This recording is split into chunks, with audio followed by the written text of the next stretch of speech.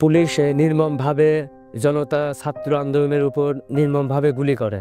আর এই গুলিতে আমার বাবা শহীদ হয়েছিল। আমাদের পরিবারে হাল ধরার মতো শুধু আমার বাবাই ছিল।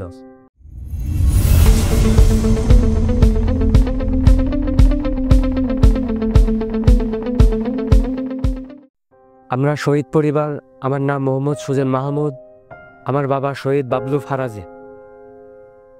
গত 5/8/2024 তারিখে বৈষম্য বিরোধী ছাত্র আন্দোলনে আমার বাবা পুলিশের গুলিতে নির্মমভাবে নিহত হন।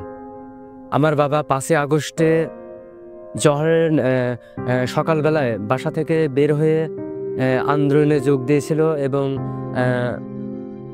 আন্দোলনে যোগ দেওয়ার পরে জহরের নামাজ পড়ে তখন পুলিশ এবং আন্দোলনকারীদের মধ্যে একটা বিশৃঙ্খলা তৈরি হয়। তো এই পুলিশ নির্মমভাবে জনতা ছাত্র আন্দোলনের উপর নির্মমভাবে গুলি করে। আর এই গুলিতে আমার বাবা শহীদ হয়েছিল। আর আমার বাবা আগেও দেশের জন্য সবসময় ভালো কাজ করত। আবার আমার বাবা দেশের জন্যই জীবন দিয়ে গেল। তো আমাদের পরিবারে হাল ধরার মতো শুধু আমার বাবাই ছিল। বর্তমান আমরা খুবই সমস্যার মধ্যে আছি।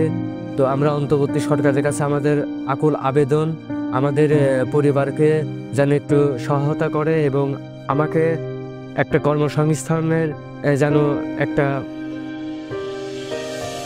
আমার কর্মসংস্থানটা যেন ঠিক করে দেয়।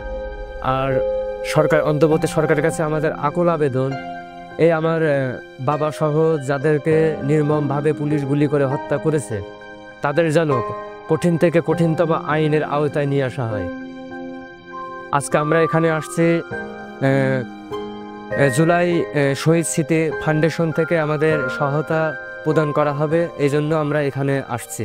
তো আমরা আশা করি এই শহীদ জুলাই স্মৃতি ফাউন্ডেশন থেকে আগামীতেও আমাদের যেন এরকম সহায়তা করে এবং আমাদের পাশে থাকে এবং আমাদের কর্মসংস্থানের সুযোগ করে দেয়।